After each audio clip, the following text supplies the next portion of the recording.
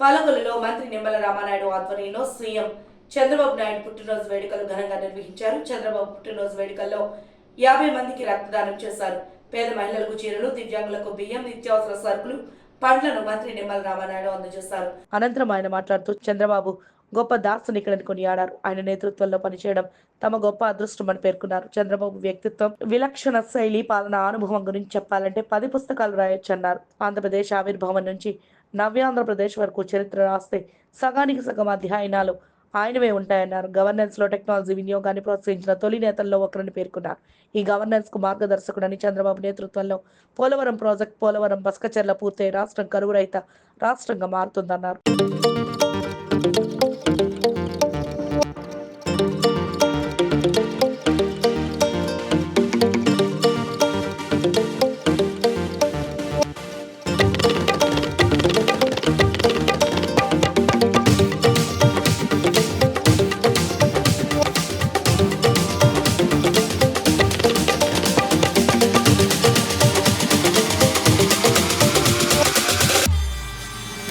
గంగమ్మ గారు,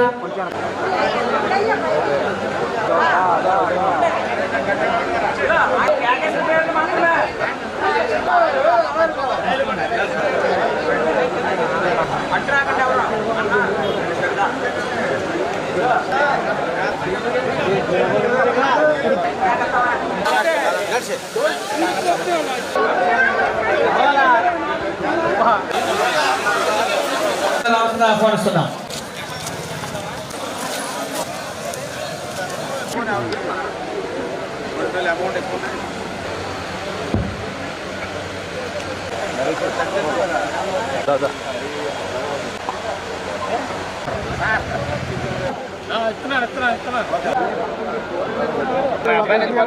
మా అబ్బాయి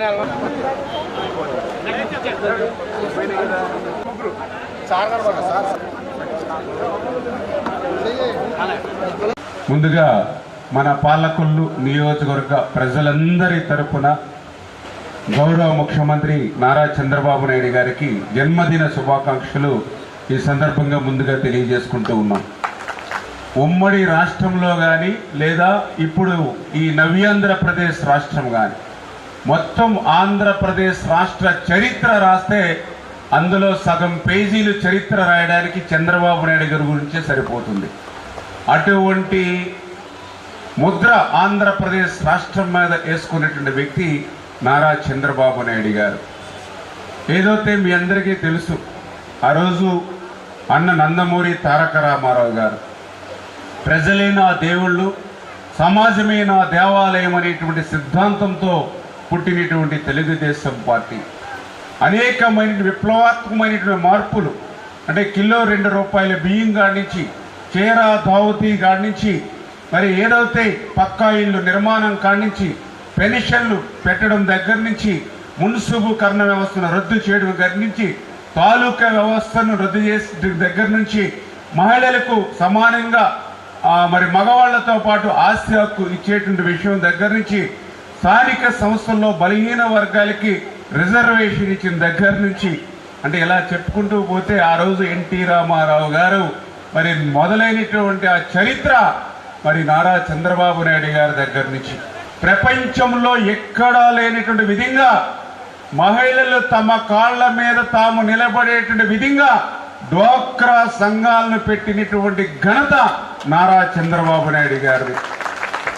మీ మహిళలు ఏదైతే కట్టెలపై పెట్టుకుని ఆ కట్టెల పొగ నోట్లో పీల్చుకుని మరి లంగ్ క్యాన్సర్, లంగ్ ఇన్ఫెక్షన్కి ఫాలో అవుతూ ఉన్నారు, అటువంటి ఆరోగ్యాన్ని కాపాడాలని చెప్పి ఆ రోజు దీపం 1లో మీ అందరికీ కూడా గ్యాస్ సిలిండర్ల కనెక్షన్లు ఇచ్చినటువంటి ఘనత నారా చంద్రబాబు నాయుడు గారిది. మళ్ళీ ఈరోజు దీపం 2లో సంవత్సరానికి 3 గ్యాస్ సిలిండర్లు ఉచితంగా ఈరోజు ఈ ప్రభుత్వం అందజేస్తూ ఉంది అని అంటే మహిళలు ఆరోగ్యంగా ఉండాలి అనేటువంటి ఆలోచనతో చంద్రబాబు నాయుడు గారు పనిచేస్తున్నటువంటి విషయం కానీ, చంద్రబాబు నాయుడు గారు విద్యా విషయంలో కానీ, ఉద్యోగ విషయాల్లో కానీ మహిళలకు తగు ప్రాధాన్యత ఇచ్చి ఆర్టీసీ బస్సుల్లో సైతం వేళ మహిళలు కండక్టర్లుగా బ్రహ్మాండంగా పనిచేస్తున్నారని అంటే ఈ రకంగా మహిళలను ఎప్పటికప్పుడు ప్రోత్సహించి ముందుకు తీసుకెళ్లినటువంటి నాయకుడు మన నారా చంద్రబాబు నాయుడు గారి అనేటువంటి విషయాన్ని ఆ రోజు మనం కూడా చదువుకునేటువంటి రోజుల్లో ఇంజనీరింగ్ చదువుకోవాలంటే 5 లక్షలు 10 లక్షలు డొనేషన్ కట్టి ఇతర రాష్ట్రాల్లో ఇంజనీరింగ్ చదువుకునేటువంటి పరిస్థితుల్లో ఆ రోజు చంద్రబాబు నాయుడు గారు ఆలోచన చేసి దగ్గర 300 పైబడి ఇంజనీరింగ్ కాలేజీలు ఆంధ్రప్రదేశ్ రాష్ట్రంలో తీసుకొచ్చారని అంటే చంద్రబాబు నాయుడు గారు విద్యా విషయంలో ఆయన తీసుకునేటువంటి ముందు చూపుకి అది ఒక నిదర్శనం. మీ అందరికీ తెలుసు, సాఫ్ట్వేర్ అంటే బెంగళూరు, సాఫ్ట్వేర్ అంటే పూణే, సాఫ్ట్వేర్ అంటే చెన్నై.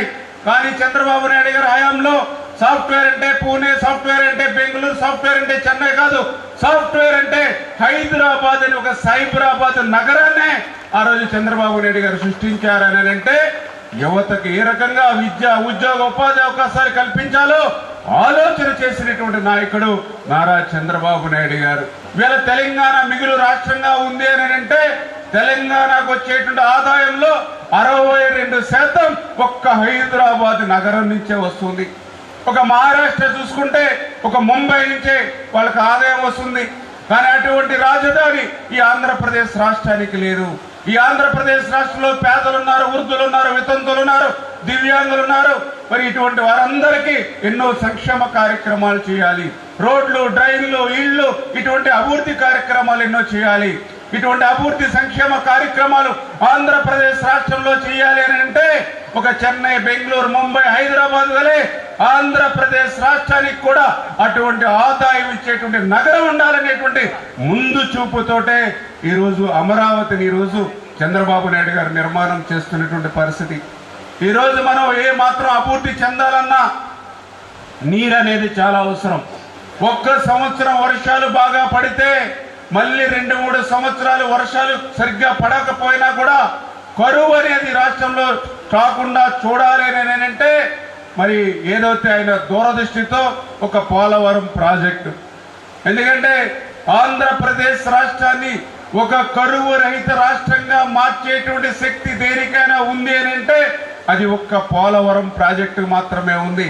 అటువంటి పోలవరం ప్రాజెక్టు నుంచి అటు ఉత్తరాంధ్రకు, అటు రాయలసీమకు జలాల్ని పంపించి గోదావరి వరద జలాల్ని ఆంధ్రప్రదేశ్ రాష్ట్రం అంతా ప్రవహింపజేసి ఆంధ్రప్రదేశ్ రాష్ట్రాన్ని ఒక కరువు రహిత రాష్ట్రంగా మార్చాలనేటువంటి ఆయనకు ఆలోచన గాని మరి పోలవరం పూర్తి చేస్తాం.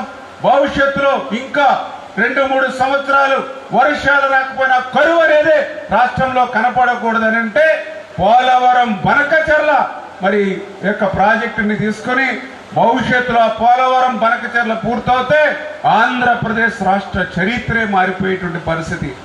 అంటే ఈ రోజు చూస్తే ఇది సాధ్యమా అనిపిస్తుంది. మళ్ళీ ఒక 10 సంవత్సరాలు పోయిన తర్వాత చూస్తే ఇది చంద్రబాబు నాయుడు గారి వల్లే సాధ్యమైంది అని అనిపిస్తుంది.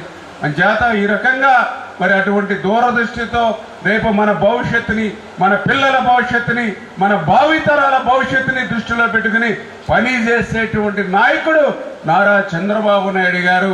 మరి ఆయన జన్మదినోత్సవం ఈ రోజు మన పాలకులలో మరి ఇంత ఘనంగా మరి మనం జరుపుకోవడం చాలా సంతోషంగా, ఆనందంగా ఉందని చెప్పి తెలియజేసుకుంటూ